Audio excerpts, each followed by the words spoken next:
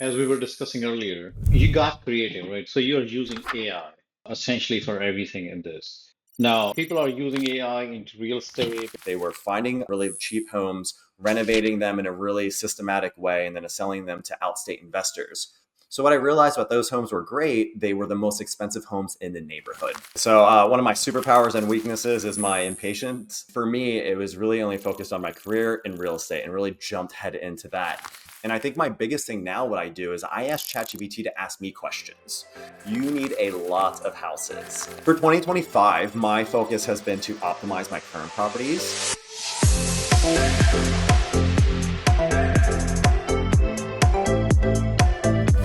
Hello, and welcome back to Bigger Life Podcast, where we dive into how smart real estate investments can help you live a bigger life. I'm your host, Ray Mansell, and today we have a special guest, Joseph Schmitt. Joe's story is a great example of how to pivot and thrive in today's real estate market, from buying his first home in LA to investing in Memphis and recently relocating to Nashville. Also, Joe has creative strategies about how to use AI for real estate investing. We'll be talking about how he strategically built his portfolio as well as his approach to finding opportunities across different markets. Joe, welcome to the show. How are you doing today? Awesome, Ray. Thanks so much. I'm doing fantastic and super appreciate you having me on and getting to tell my story. Great. So, Joe, can you tell us first of all about about your background, your introduction? Let's start with that. Yeah, definitely. So, early on, I necessarily didn't have direction as far as going to college, what I wanted to do. 23, moved to Los Angeles and found myself working at early stage startup companies. So, really in customer facing roles.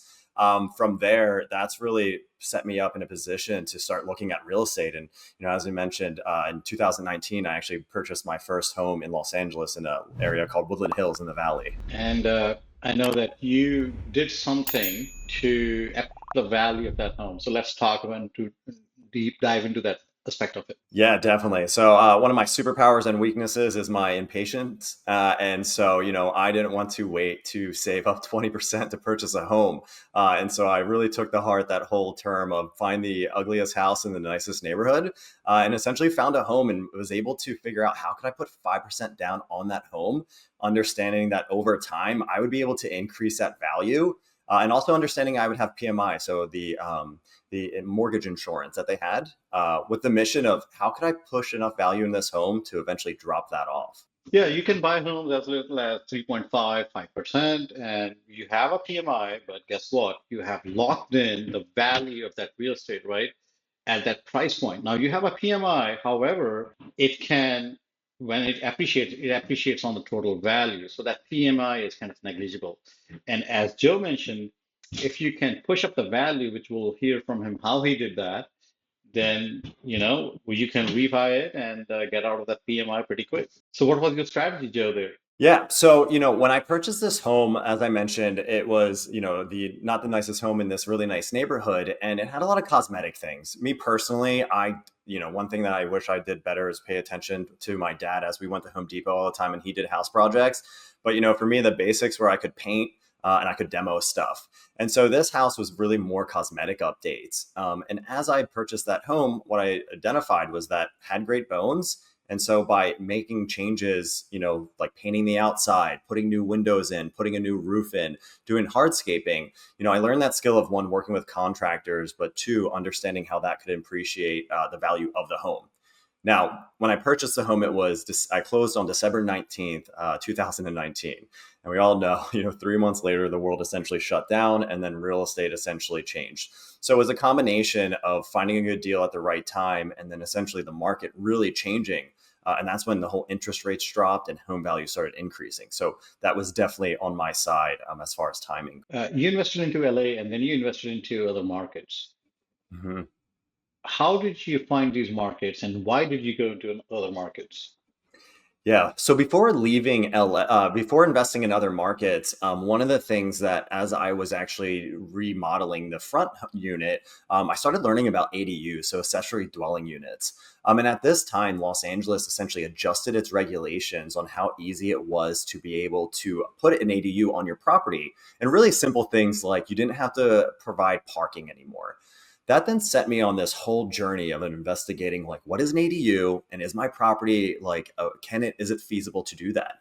I started talking to a lot of contractors. I think I probably interviewed at least 6 contractors to understand what this looks like. So once I understood the value of putting an ADU on the property, my next thing was how am I going to finance this thing? Because again, this probably people that love Dave Ramsey is not going to love this. My whole thing was how can I leverage the equity in my home and essentially pull that money out to be able to build that ADU. And listening to Bigger Pockets, actually, there was an ad, and the ad was essentially it was a company called Renofi. And what they did is they worked with you to understand how could you invest in your property and then what the after renovation value was of that property. And essentially they'd give you a loan. And so, in my head, I was like, I have an opportunity. I don't really have money. How could I leverage the equity in the house? And I was able to essentially pull out a HELOC on the property to build the ADU. So what I did was I lived in the front unit of the house, paid my mortgage, dropped the PMI, built the ADU in the back of the house for about 8 months. And while that was going on, my game plan was to then move to the ADU once it was completed, and I had my first rental in the front, right? So a little bit of a house hacking. Like I said, I am open to taking risks, but I was, again, if I lived there, I could see it. That then essentially unlocked me to have my second property in LA. And at that point, that's when I started looking at second markets to go into. So what triggered? I mean, you knew kind of the cheat code of LA market that you can do ADU, you are looking into your second property. Why move? Yeah. So at that time, essentially had a big life change, went through a divorce. And for me, it was really only focused on my career in real estate and really jumped head into that. And once the ADU project was essentially completed, I knew that I was either going to have to move somewhere else in Los Angeles or I could continue to invest in real estate. So while I moved into the ADU, essentially lived there for about 8 months. I was listening to a Bigger Pockets podcast. I think it was the daily one, and there was a sponsor, and the sponsor was an investment group that was located in Memphis, Tennessee. And at that time, didn't really know anything about Memphis, and essentially they were claiming that 1% rule, the old traditional, you purchase a home for 1%, or if you purchase a house, that 1% of it could be your potential rent, then you're going to probably cash flow. And this was at this point, we're talking 2022, right? And so I know I didn't have a lot of money to invest in real estate. I knew I wanted to essentially continue to invest in real estate. So I reached out to this investment group. And the investment group, super interesting, right? Where they were selling homes that were like $120,000, $130,000. And coming from LA, I was like, holy moly, that's like really inexpensive. And then that set me on this whole path of understanding the economy of Memphis. So how many units do you have in Memphis now? So right now I have one. So, originally what happened was I got connected with this investment group and I flew out there to go meet them. And, my plane ticket was like $400. And I was like, okay, if I want to go and spend, I was putting full 25% down on this property, I was planning on spending $27,000, a $400 ticket and a night at the Holiday Inn is okay with me. Right. And so essentially got on a plane, went there and met them. Great group. And what I realized though was that there was a big premium on their properties that they were essentially selling because that's what they were doing. They were finding abandoned homes or really cheap homes, renovating them in a really systematic way, and then selling them to outstate investors. So what I realized about those homes were great. They were the most expensive homes in the neighborhood. So after I went on that tour, I essentially went on Trulia and I found a house that was like $100,000 that looked like it was recently remodeled, filled out the form, and I met this amazing guy named Billy. And so Billy got back to me right away, and I told him, I said, hey, listen, man, like I'm in Memphis for like one day. And I just went through looking at all these houses. And he goes, listen, I can probably find you a house that is a turnkey house that you can essentially go and find and purchase without going through this group. He picked me up from my hotel. Me and this guy drove around Memphis. We looked at like 13 houses in that one day. And essentially gave me the lay of the land of, why Memphis is operating the way that it's operating, what neighborhoods. And so although I left Memphis with not finding a house that day, the very next day he reached out to me. He said, hey, listen, I have this property management company that essentially just remodeled a house and they're going to put it on the market tomorrow. He was like, do you want first dibs at it? And so, sight unseen, I went and I put an offer in on this home, and that's how I went down the road of buying a house in Memphis. Awesome. And then you moved to Nashville, right? Yep. So let's talk Yes. about that. Yeah. So, in my journey of investing in Memphis, my original big plan was, okay, I'm going to go in and I'm just going to start investing in low income areas, essentially houses that were in C neighborhoods that I could get for $120,000. And then what I quickly realized, again, me being a little impatient, is that in order to do that, you need volume. You need a lot of houses. And talking to the property management, this gentleman was very versed in Memphis itself. This guy owned 45 houses. And I was like, that's a lot of units, right? Like that's like on another level. So what I quickly realized after purchasing the home was in order to essentially actually make an impact, I could not buy turnkey homes. I would need to go and buy a house in Memphis, find a construction company or team to essentially renovate the house for me. So, like I said, I had to move out of the ADU in the back of the LA house. I was ready for a change to get out of LA after 10 years, bought the house in Memphis. I was like, you know what? Nashville's a very innovative city, been here a few times. It's 3 hours away from Memphis. I could move to Nashville and start buying these homes and essentially renovating them. Well, that game plan probably took about like 6 months to like put together. And during that 6 months of time, right, owning a house in Memphis had its own challenges, right?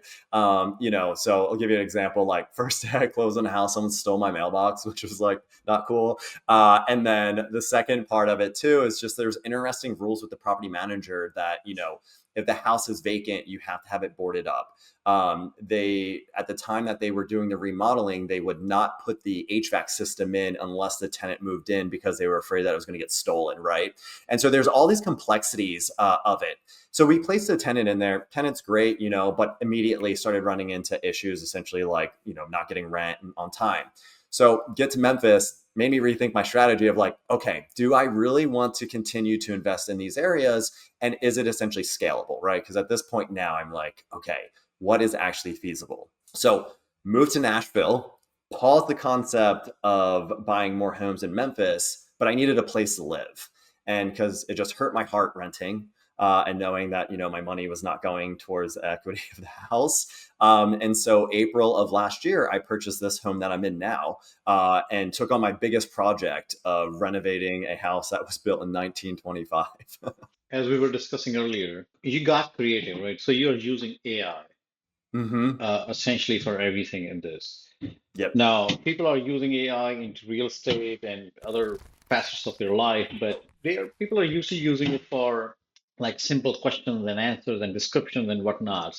On the technology side, people are using it for programming. Now, I know you come from a technology background. So how are you using AI for real estate or, so let's dive into that aspect of it because I think a lot of investors, a lot of people can learn from that and see what they can do with AI. Yeah, definitely. To me, like ChatGPT is like the cheat code to life. I think one of the things as an investor, and we kind of talked about this at the beginning of like sitting on the fence and waiting. It's a lot around like what are my options, what is real, right, and essentially bouncing ideas off of people. And that's one thing throughout my entire journey in real estate is like I just ask people a lot of questions, like real estate brokers, mortgage brokers, contractors, and what you'll typically find is that someone's passionate about what their craft and what they do, they're more than happy to share information, right? Now, you obviously have like the gurus of the world, but again, real estate has been around for like ever. So everyone has bought houses in that regards, right? As far as knowledge goes. The thing with ChatGPT, the way that I leverage ChatGPT is really essentially asking it questions and getting direction from it. Now, with any of these like chatbot AI things, right, it could essentially be incorrect. But what I did with this property was I essentially found it a couple of weeks before I purchased it, went to ChatGPT, and as I was working with the real estate agent, I asked the real estate agent, "What do we think about the price? Like, do we think the home is priced correctly?" And she's like, "I think it's actually like priced correct." And just for me, like I'm trying to shoot for the stars and fall somewhere like in between, right? And so I was like to her, I said, "I feel like we should probably negotiate something." So I went to ChatGPT, and the paid version of it is only $20 a month, right? And I prompted it. I said, I'm looking at purchasing this house and put my address in. Give me examples of comps in this neighborhood, knowing that this house has not been updated since 1980, right? What comps are comparable to this home? And what do you think the asking price could be for this house, right? This thing came back and essentially spit out like 6 examples of homes that essentially were fully renovated, not renovated, broke it down by the per square footage of what these houses were going for versus what my house was going for, right? And came back and said, I think you should ask for it for this price. And so that was essentially the direction and like again a point of being like, hey, I have a justification for asking for a price off. I literally had it right up and I gave it to my real estate agent. I said, let's give this to the seller's agent and see where it starts, right? And that essentially kicked off the first part of it. And that's how we started negotiation because I had a justification and a comparison. It would have took me so long to figure that out myself. I wouldn't even known where to begin. And so that's the first part of how I started off with AI on this house. That's $20 well spent, right? Yeah, so great. So great. So you use ChatGPT AI Yep. for the negotiation part. What's Yep. next? So essentially, what happens? So we get into negotiation with them, and we go through and we get the inspection report back. And so the inspection report back has everything. And again, the house was in 1925, not updated since 1980. I already knew that I was going to gut this entire house, right? They didn't know what I was doing, but I knew that I was going to do that. So honestly, whatever came back in the inspection report, I really didn't care. But what I did is I took the inspection report, I uploaded it into ChatGPT, and I said, what areas could I essentially ask for discounts off based on understanding what the original negotiation was? And when you use ChatGPT, right, when you start a chat, that chat is essentially learning all from that one topic. So if you keep one topic going, it's going to keep referencing back to the original things, right? And so uploaded it and it was like, I think that you should be able to ask for this amount of discount off based on the things that were flagged. And again, it gave me a talking point to essentially go over. And again, a good justification. I wasn't just asking for a random amount off. There was some thought that was behind it. So we then went and sent that off to them, and then we were able to negotiate another 10K off of it because of like the issues it found. Um, this part's a little cheeky, is so like pulled a total HGTV move here, right? And so in Nashville, they buy houses and they knock them down, right? Well, this couple lived in this house for like 30 plus years. So I knew that like this home meant a lot to them. And so what I did is I asked ChatGPT to write me an HGTV letter of why I wanted to buy their house. And I told him I wasn't going to knock it down. I gave it to the real estate agent. I said, can you give this letter to the seller? Because there was someone else that also tried to start going into the deal. And so they gave them the letter. And so then they picked me to buy the house. Awesome. You got like lifetime ChatGPT just from that negotiation of Yeah. Yeah. of the inspection 100%. report, right? Yeah. And so that has like kicked me off now. And like every thought and like that I have around real estate, I literally prompt it. And I think my biggest thing now, what I do is I ask ChatGPT to ask me questions. Right. So, a current example of what I'm doing is trying to figure out like, what am I going to do in 2025 and 2026 as far as real estate? I literally pull up my phone and they have a talk feature. I just ramble. I give them the information on the property and say, what are the ways that I could optimize it? And it has come up with so many different strategies that I didn't even think possible that gave me essentially direction to then start digging deeper into. Give us some examples. Yeah. So one of the things, one of my biggest learnings I've ever had in my real estate journey was that when I pulled that HELOC out on the house to build the ADU, this is so terrible, is that I didn't realize that it was a variable rate. Right. And so when I pulled it out in, 2021, 2022, interest rates, everyone, we're thriving in those interest rates. Well, with a variable rate, the way that that works is essentially there is a cap, but it can adjust based on what the market is doing. And so 2023, 2024, right, that interest rate continued to go up and my monthly payments on my HELOC continued to go up as well, meaning it was impacting my monthly cash flow, right? So now I was in a situation of I can't refinance the front house because I have a 2.99% interest rate on that house. I'm going to keep that for my life. And the HELOC, I'm essentially in this weird situation where I have essentially a line of credit out.